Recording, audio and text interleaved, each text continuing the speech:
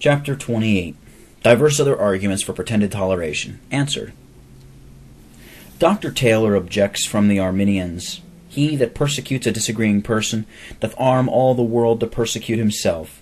If he say he is no heretic, he is as confidently believed to be an heretic as he believes his adversary to be an heretic. If it be said every side must take their venture, this is to make the Christian world a shambles." Answer. First, because sound and orthodox magistrates punish heretics, they do no more arm heretics against them to punish them than they arm murderers to punish them, because no law of conscience teacheth that a seducer is obliged to punish to others his erroneous opinion. Touching man-sacrificing, the unlawfulness of magistracy under the New Testament, liberty of conscience, familism, and the like. For then the law of nature must teach men are obliged in conscience to sin and pervert others. Secondly, they are obliged to believe that their conscience must be a rule to others, which too the law of nature cannot teach, since it is the just law of God. If you argue what heretics do unjustly, they persecute the sound in the faith, and there is reciprocation of persecution amongst false religions. It is true, the Christian world is a shambles, through the corruption of men's nature. But if you argue that Christian Orthodox magistrates ought to do, what Christian Orthodox magistrates ought to do, they ought to punish only heretics and seducers, but they do not justly arm heretics and those of false religions reciprocally against themselves.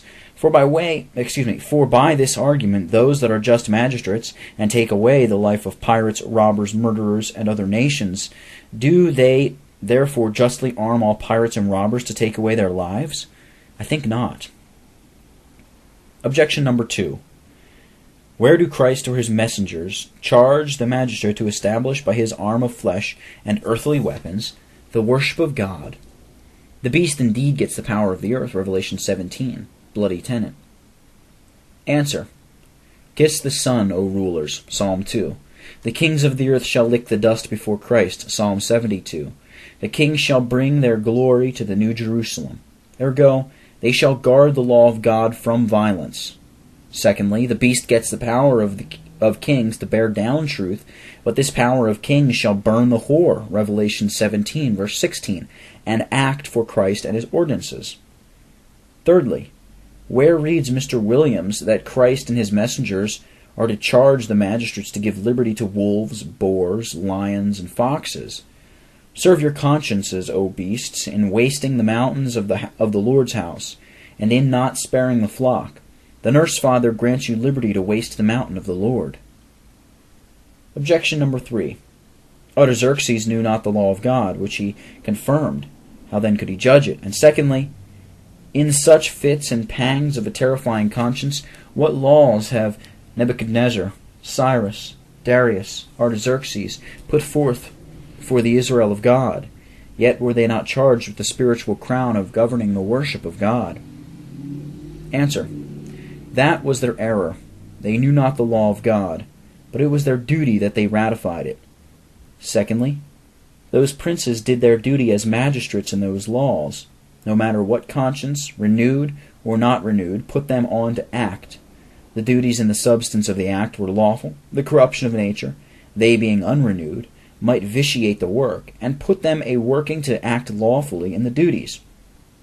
Saul, as king, did fight the battles of the Lord, and led his people, and that lawfully, according to the substance of the work.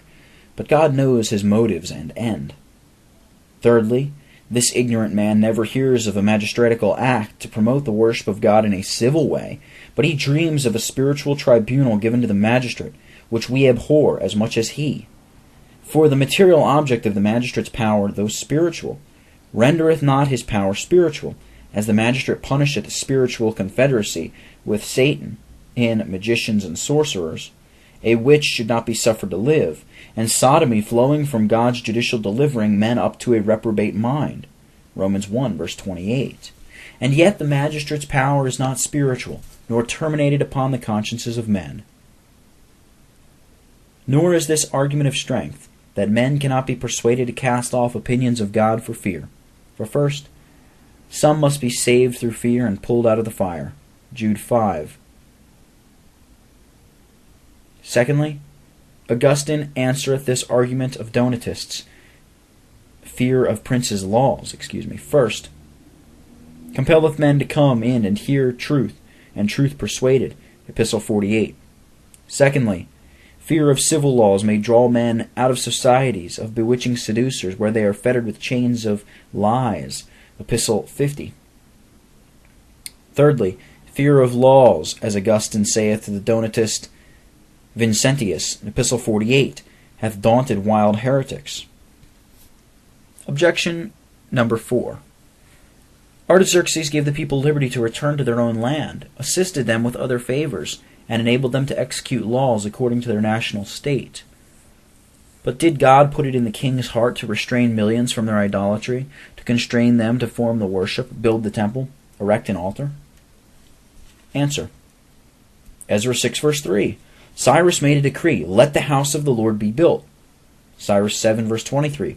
Artaxerxes in his decree saith, whatsoever is commanded by the God of heaven, let it be diligently done for the God of heaven.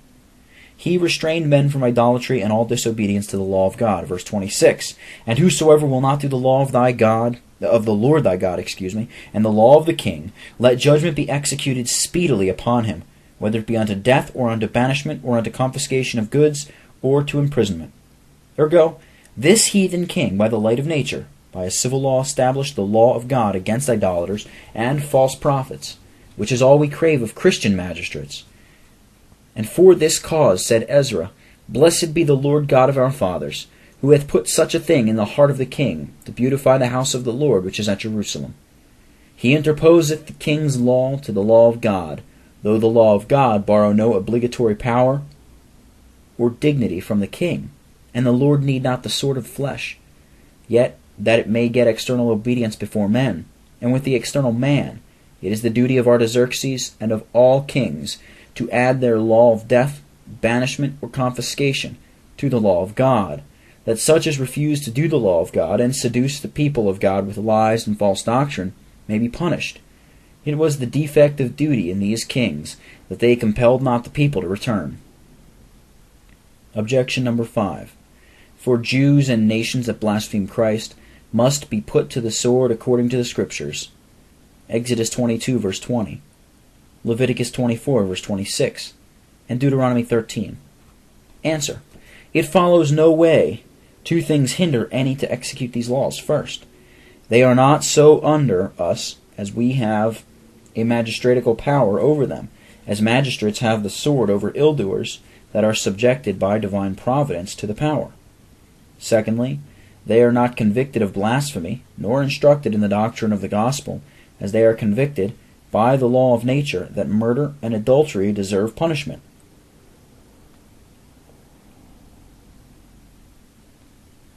Objection number 6. In all the New Testament we find not a prison appointed by Jesus Christ for an heretic or blasphemer. Answer. Where are the 10 Commandments set down in the New Testament in express words of scriptural order?